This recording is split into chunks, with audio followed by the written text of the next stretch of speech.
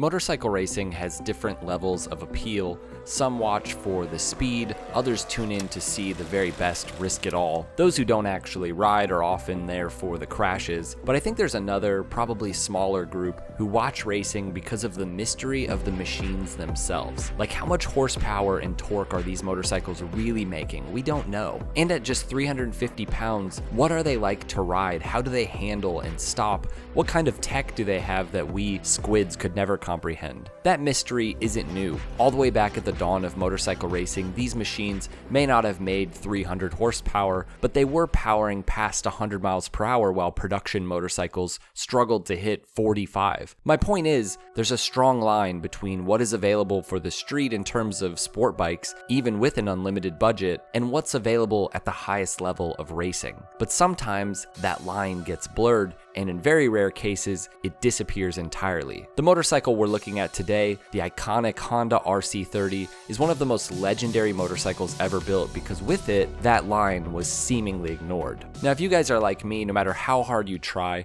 it's just so difficult to avoid getting takeout. Maybe because you just finished a long ride and you have no desire to cook, or you're constantly corralling children like myself. Well, I've got a great solution, one that's healthier, tastier, and cheaper than takeout. This is Factor. Factor delivers fresh, never frozen, dietitian-approved meals right to your doorstep, and there's so much variety, over 35 meals per week to choose from. Factor meals eliminate the hassle of prepping, cooking, or cleaning up. All you do is heat it up and savor the good stuff, and it's really quality food. This is honestly a game changer. I'm constantly working on videos, and with 3 kids, we're just so busy. Finding the time to make 3 good meals every day just isn't easy. Meals sort of just hit us, and then we're just scrambling to come up with something. Factor is so simple, it's super flexible, you can adjust your orders, and you don't have to give up on any of your nutrition goals. So if this looks interesting to you guys, I've got a deal for you. Head to factor75.com or click on the link below and use code 50BART to get 50% off plus free shipping on your first Factor box. That's code 50BART at factor75.com to get 50% off plus free shipping on your first box. All right, let's jump back in. Throughout Honda's history as a motorcycle manufacturer, the decision to go racing and the goal of winning has always been the catalyst and really the foundation for their greatest motorcycles. The first time Honda went racing, the competition was mostly those dominant British and European singles and twins, and the solution to winning would be advanced,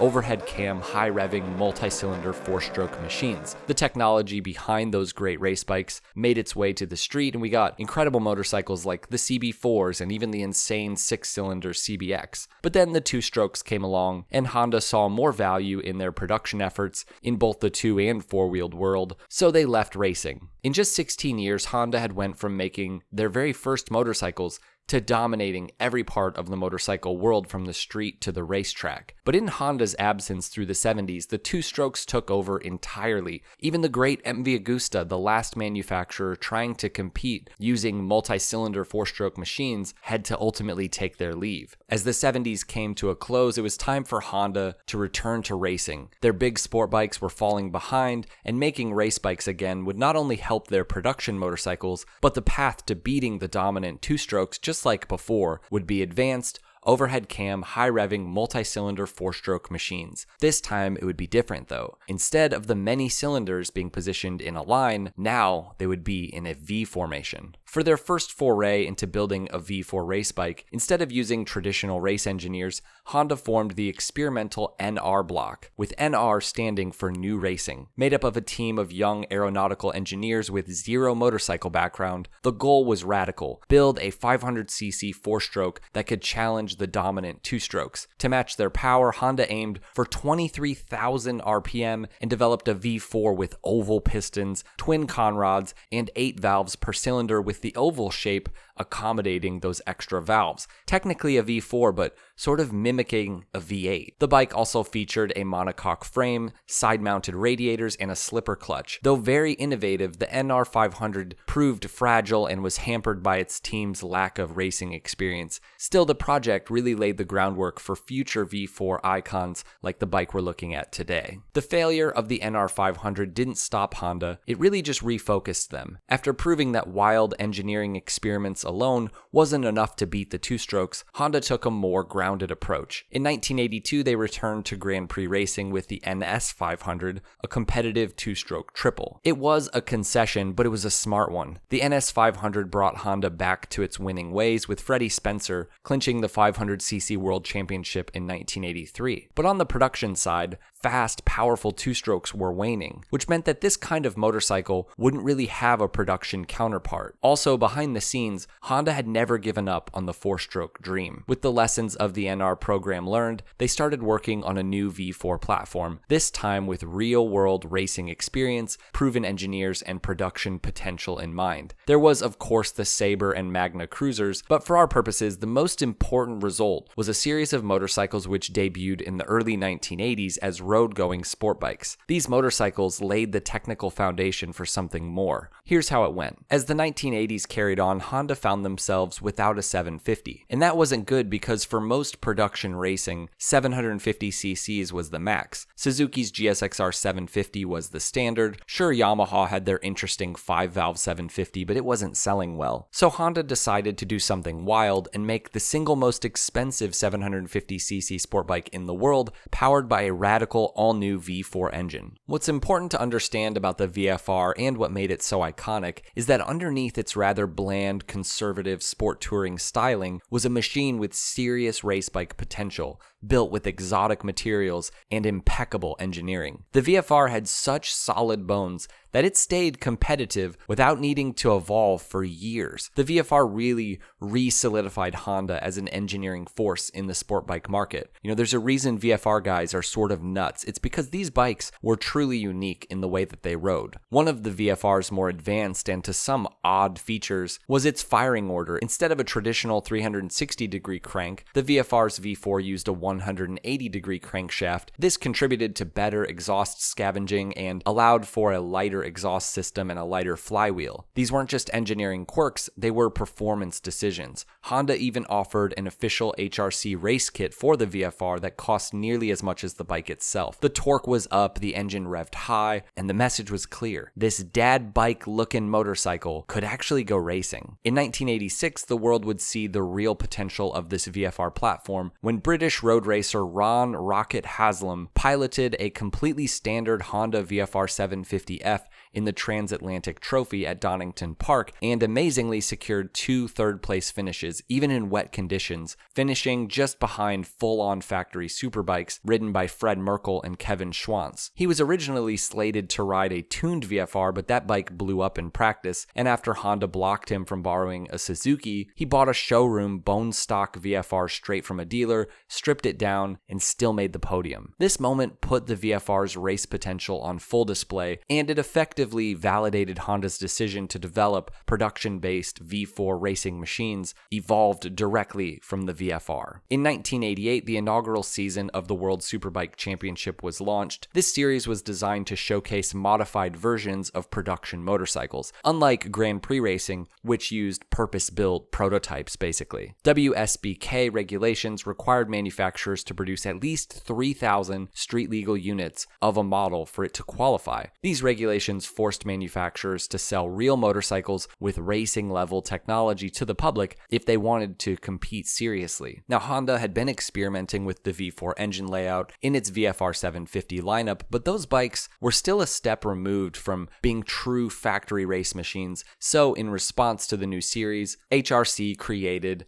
the RC30, a bike engineered from the outset to win the new production-based championship. Now, this was not just a street bike that could be modified for racing, but a race bike that happened to be legal for the street. This motorcycle would become the VFR 750R, better known by its factory code RC30. Unveiled in 1987, the RC30 wasn't built in a conventional production line. It was hand-assembled by HRC, essentially a works race bike for the public. Everything about this motorcycle was designed with homologation racing in mind, and it showed. The engine was a 748cc 90-degree V4 with gear-driven cams, a signature of Honda's most exotic machines, titanium connecting rods, and a 360-degree Big Bang style crankshaft for better traction and a broader, more manageable torque curve. It was also extremely lightweight for the time, thanks to its monocoque aluminum frame, a single-sided swing arm for fast tire changes, an extensive use of magnesium and alloy components.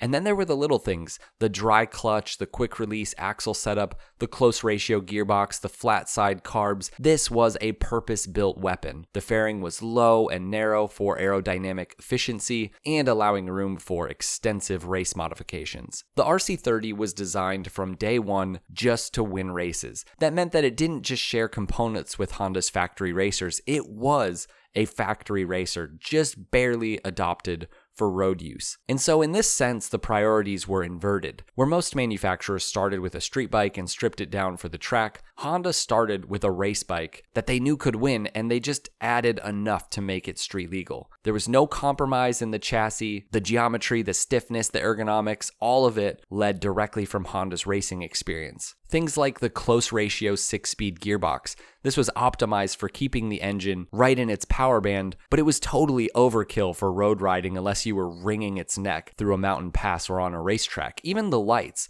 the headlights and taillights weren't just bolted on to make the bike street legal. Honda engineered the RC30's lighting system with endurance racing requirements in mind, especially visibility, durability, and serviceability during long-distance events like the Le Mans 24-hour. Paired with the bike's race-style fairing and quick-release fasteners, this lighting system could be removed or replaced in seconds. Even the single-sided swing arm, which did become, part of its styling, but it was actually engineered for rapid rear-wheel changes during endurance races. It's not just about visual flair. The flat-side carburetors gave the bike abrupt throttle response and tuning sensitivity. These things were not about daily usability. The RC30 even came with adjustable steering stops and race-style fairing mounts. The result was a motorcycle that was more like a thoroughbred, tame and composed in the hands of the right rider, but for most people, high-strung, noisy, and just not suited to casual riding. Owners talked about its tall gearing, how aggressive the ergonomics were, and heat from the engine at low speeds, but none of that mattered. For the regular sport bike rider, this bike made no sense, but for those wanting to race, it meant that they could truly be competitive. In fact, it got to the point where if you as a privateer wanted to compete, you had to dish out the money for this bike, which was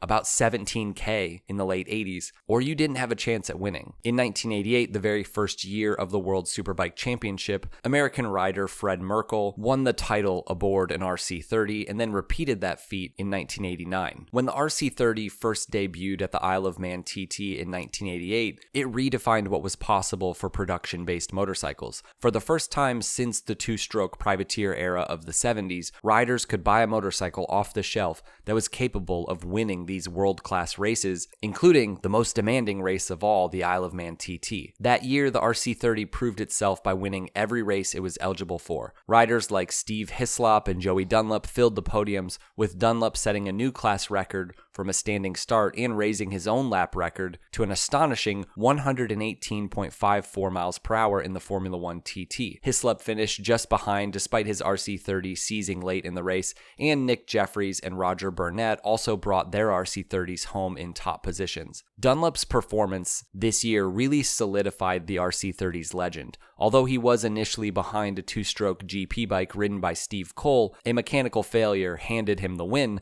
but the fact that a four-stroke production-based 750 could even compete with a purebred two-stroke Grand Prix racer, let alone win, showed how revolutionary this bike was. Through the late 80s and into the early 90s, it was a force in every kind of racing, including endurance racing. The Howard Lee's team, a semi-private endurance outfit, used really minimally modified RC30s to consistently finish and often podium in grueling 24-hour events. Riders like Matt Oxley, Phil McCallan, and Simon Buckmaster competed on RC30s against factory-supported teams with much more power and resources, and still it was competitive because it was essentially a factory race bike. Visually, the RC30 would go down as one of the most striking motorcycles of all time. It's rare for such a purpose-built performance motorcycle to somehow look so elegant, unlike, modern MotoGP bikes. Few designs have matched the RC30's fusion of engineering and aesthetics. The stance, the single-sided swing arm, the magnesium wheels. In many ways, the RC30 was one of the first modern sport bikes to manage to have that kind of old-school race bike appeal. Beautiful in a similar way to MV Agustas and even Honda's race bikes from the 60s. For many, the RC30 was, and maybe still is, the ultimate sport bike to ever come out of Honda. And it's not even just performance and race bike technology and winning in racing, it's craftsmanship. Each one was essentially handmade. And the difference was apparent even in things like the welds when compared to regular factory Hondas. This was like a piece of art. Greg Pullen notes in his book on Honda V4s that the RC30's fit and finish was closer to that of like a Bimota, the Italian mark known for taking Japanese engines and Italianizing the bike, sort of wrapping them in super high quality components. This bike was made out of love and passion, incredibly costly to build for Honda, and only around 3,000 were ever built worldwide, with fewer than 1,000 making it to the US. Now, if you couldn't afford the RC30, Honda had a solution. The NC30, officially the VFR 400R, widely regarded as one of the greatest 400cc motorcycles ever built. The NC30 was like a scaled-down, street-legal tribute to the RC30, complete with gear-driven cams, a single-sided swing arm, and even that 360-degree Big Bang crankshaft. Built for Japan's strict licensing laws, the NC30 was part of a booming 400cc class filled with over-engineered machines, but this bike really stood apart. Though not a true homologation special, it looked and felt like one. It was essentially a mini race bike for the street. Despite costing more than a VFR 750F, it sold in huge numbers, with many units finding their way to the UK as grey imports. It had that RC30 DNA in a smaller package, and it became a cult favorite, kind of a bridge between factory race tech and affordability. For many, the NC30 was the closest they'd ever come to riding a Grand Prix machine, and it still remains one of the most iconic 400cc sport bikes ever made. But the bigger RC30 was really Honda's statement bike and a kind of gift to racing enthusiasts. It would ultimately evolve into bikes like the RC45 and RC51, and even Honda's, current V4 MotoGP bike. But the original really holds a special place because it was a comeback for Honda after their early failures with V4 four-stroke race bike technology. It was kind of about making a point that four-stroke technology, when done properly, could still compete and win at the highest level. Also, it's worth noting that the RC30 paved the way for production race bikes in general, even exotic ones. Remember, the single-sided swing arm beauty that is the Honda RC30, it predates not only the RC45, but also bikes like the Ducati Supermono and of course the 916. And it's pretty hard to deny the influence, even on the great Massimo Tamburini. Then there's Tamburini's MV Agusta F4, then there's the Yamaha R7. Production sport bikes built with homologation, exclusivity, engineering purity, and race readiness in mind, they kind of all stem from this bike, the RC30. Today, this motorcycle is remembered as one of the greatest motorcycles ever built, primarily because of what it represented. This moment when Honda delivered an exotic, handcrafted, and thoroughly track-ready race bike to anybody who could afford it and who understood what they were looking at. We talked about how motorcycle racing can appeal to different kinds of fans. This bike was for the fans who actually plan to go out and race themselves. And as much as that may not be you or me, I still think it's pretty cool. All right, I hope you guys enjoyed this video. Make sure to subscribe if you did, and we'll see you in the next one. Ride safe.